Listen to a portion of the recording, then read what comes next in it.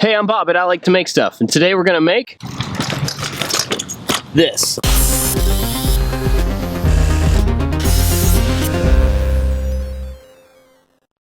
When I was a kid, I always wanted this thing called a green machine. It was kind of like a big wheel, except instead of steering with handlebars, you actually use two levers to control the back axle. It's pretty different. So, obviously, I need to make one. But for this project, instead of just buying all new materials, I'm gonna try to reuse as much as I possibly can. So, I went to the local secondhand store and got a few things. The first thing I got from the store was this simple bed frame. It was $5, and there's quite a bit of steel in here I can use for the frame. And the second thing I'm gonna use for the levers, crutches. These were just a few dollars also, and they are made of full aluminum rods, so I think they'll be perfect. The last thing I really needed was a used bike. I actually couldn't find a small BMX bike because I was looking for a 20-inch tire, but I did find this old exercise bike. It actually looks pretty sweet right now, but it's gonna look even cooler later. It's got a lot of things I need on it, like pedals, it's got gearing, it's got a front wheel with a solid rubber tire. This is gonna work out pretty well. All right, let's tear this stuff apart. The crutches came apart really easily. They're held together by some bolts and some rivets that I just drilled out.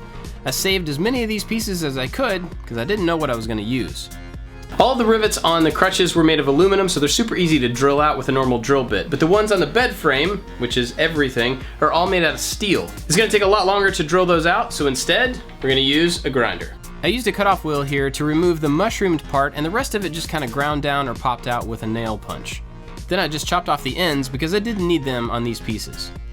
So as far as the exercise bike, I'm not even sure what all I'm gonna need yet, so I'm only gonna take off the stuff that I know I need, which is the pedals, because these are actually bolt-ons, so they easily come off and can go on to whatever I use next. I'm gonna need the front wheel. As far as the metal frame, I imagine I'll probably use a lot of it eventually, but I'm not exactly sure what yet. I tried to save as many parts of this bike as I could because I wasn't really sure what I was gonna use. To use the front wheel, I just had to pop out the bearings. I wanted the front wheel on this to be a direct drive, straight from the pedals, just like a big wheel.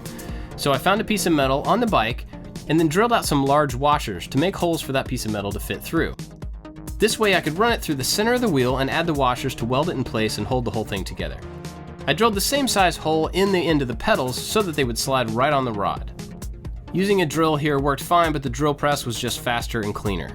It still wasn't quite big enough, so I just used a file to open it up so that the rod would fit through well.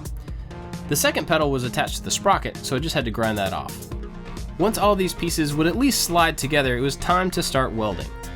I laid the washer over the hole and got it centered as best as I could, and then added some tack welds just to hold it in place. I flipped the wheel over, put on the other washer, and then drove the axle through to make sure that they lined up. Did the same tack welds on that side just to make sure that everything would spin and it was lined up correctly. Once it spun fine, I went ahead and did welds all the way around it to permanently attach those washers to the outside of the hub. I slid the axle through, found about the center point, and then added some welds to the side to permanently attach it to the washers.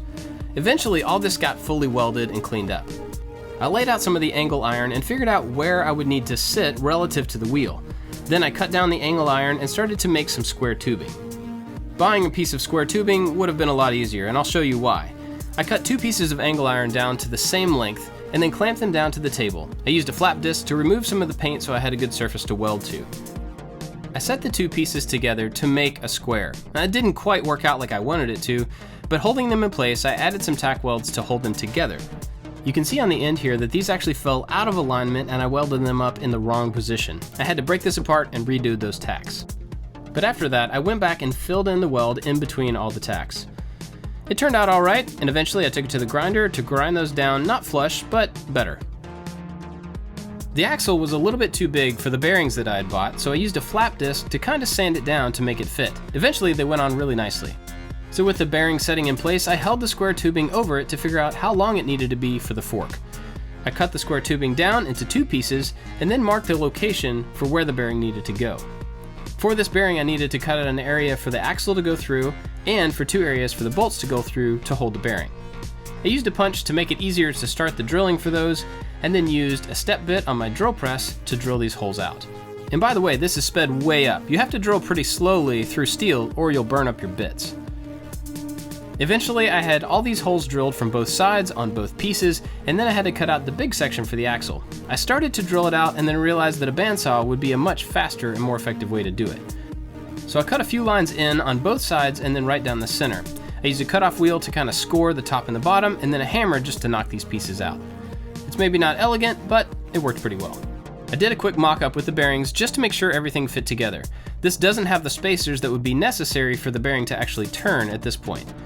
I slid these onto the axle to make sure everything would turn correctly and to figure out how far apart both pieces of the fork needed to be. Then I cut some pieces of flat iron that I had to buy and then held them in place and tack welded them on to make the fork.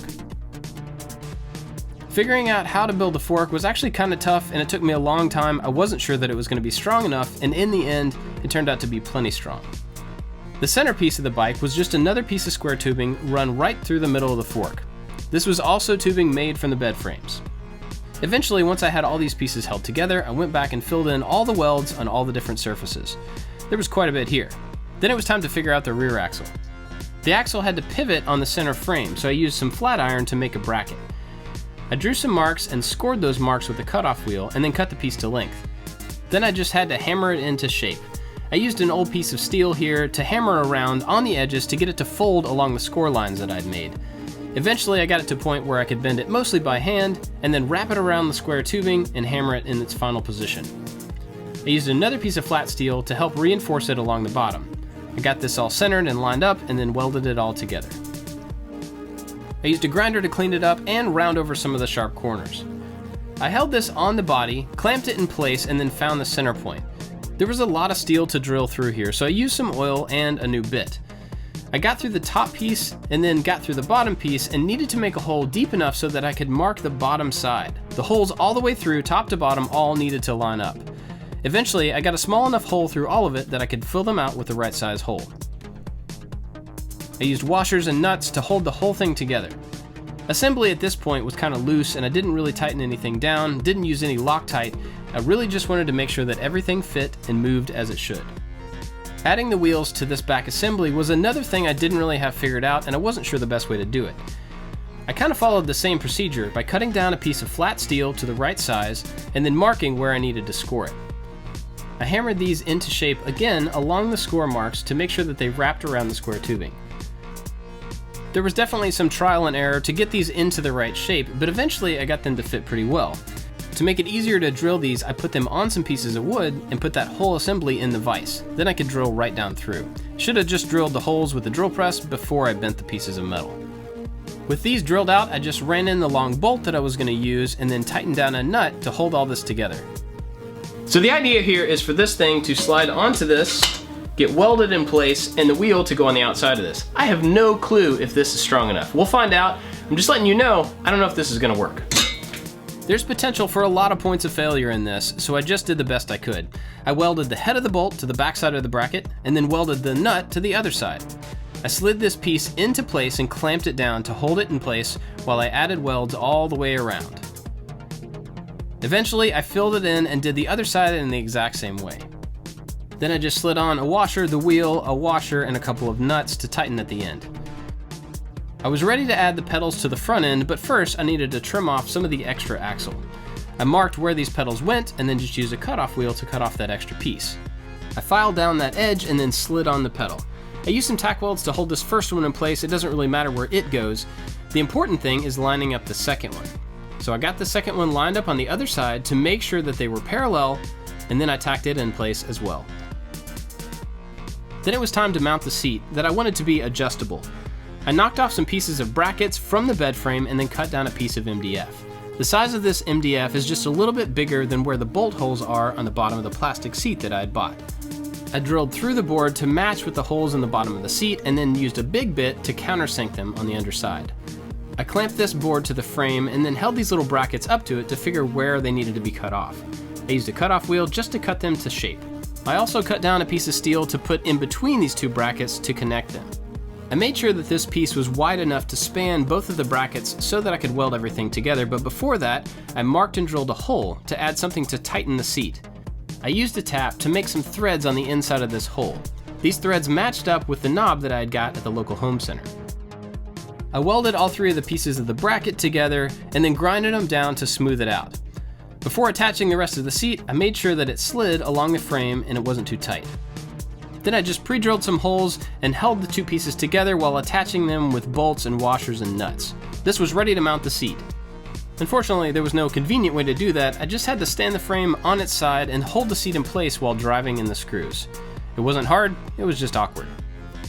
And there it was, a mostly complete frame, back wheels, front wheels, pedals, and a seat. That's it for part 1 of this video. Be sure to come back next week for part 2. You can see it in action and see how I finish up the project. And when that video is available, it will be right here. I've also got a bunch of other projects that you might be interested in, so be sure to check those out and don't forget to subscribe. That's it for this one. Thanks for watching. I'll see you next week.